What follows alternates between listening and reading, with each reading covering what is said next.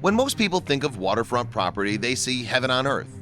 Who wouldn't want to live right next to the water? Waking up to that view each and every morning, it's almost as if you're on an endless vacation. That's certainly true of the Levitating Lighthouse near Seattle, Washington. Its location and beauty makes it seem like a desirable place, but the house poses some serious risks for potential homeowners that you wouldn't notice upon first glance. Could you live somewhere as crazy as this? Pete Nelson, treehouse builder and host of the reality TV series Treehouse Masters, knows a thing or two about offbeat homes. Pete on the right, his son Henry on the left, and the rest of his team explore amazing treehouse construction projects. In one particular episode, Pete detailed a project he built himself called the Levitating Lighthouse. The small hideaway in a beautiful wooded area near Seattle, Washington might not have looked like much, but it was perfect for someone who wanted to get away and enjoy their solitude in the Pacific Northwest wilderness. The ambitious project was commissioned by a former lawyer called Ronald Ray, whose primary residence was just north of Spokane, Washington. He wanted a special place to spend time in the summer, and he purchased the property in 2013 for $100,000. That was when Pete and the Treehouse Masters team stepped in to get the Levitating Lighthouse project off the ground, so to speak.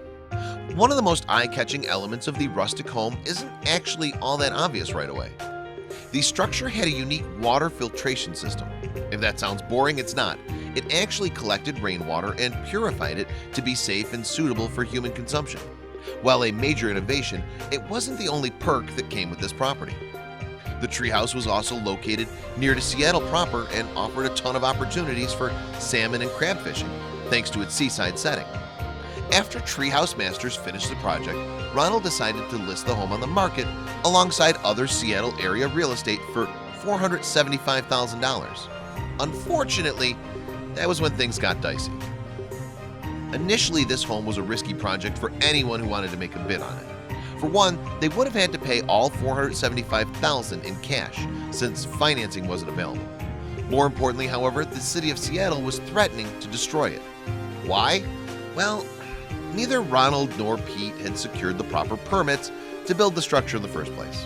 In fact, the city of Seattle sued Ronald shortly after the episode of Treehouse Masters aired in 2014, ordering him to pay a fine of $10,000. Whoops! Apparently, as much as treehouses have a reputation of being whimsical and childish luxuries, ones this advanced still had to contend with governmental regulation, just as any ordinary house would. Seattle officials claimed that because the so-called treehouse in question was far more elaborate than a typical treehouse you may find in a backyard, it couldn't be exempt from abiding by building codes. The fact that the 280 square foot building was so close to the water, not to mention on such a steep hill, didn't help either. In 1996, not far from where the Levitating Lighthouse stood, a number of homes in the town of Magnolia were destroyed in a terrible landslide. As cool as the Levitating Lighthouse was, there were a lot of other drawbacks that made it unsuitable for a functional home.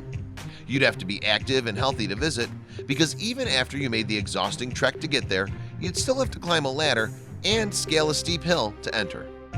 Another possible deal breaker? The treehouse didn't have a bathroom. Despite its advanced water filtration system, indoor plumbing was another matter. Entirely that may have been too complex for such a small building. That wasn't all. The Levitating Lighthouse didn't have electricity or heating either. If you wanted to visit, you definitely have to make sure your phone was charged and you had plenty to read. You might as well not visit during the winter at all.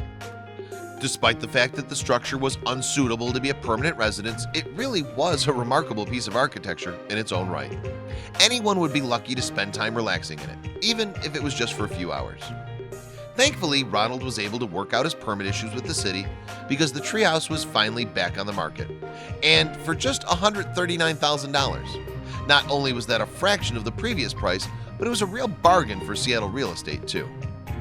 Even if it wasn't for everybody, one could still take the time to appreciate something so creative, innovative, and charming. Could you live with all the quirks of this amazing home? Check it out.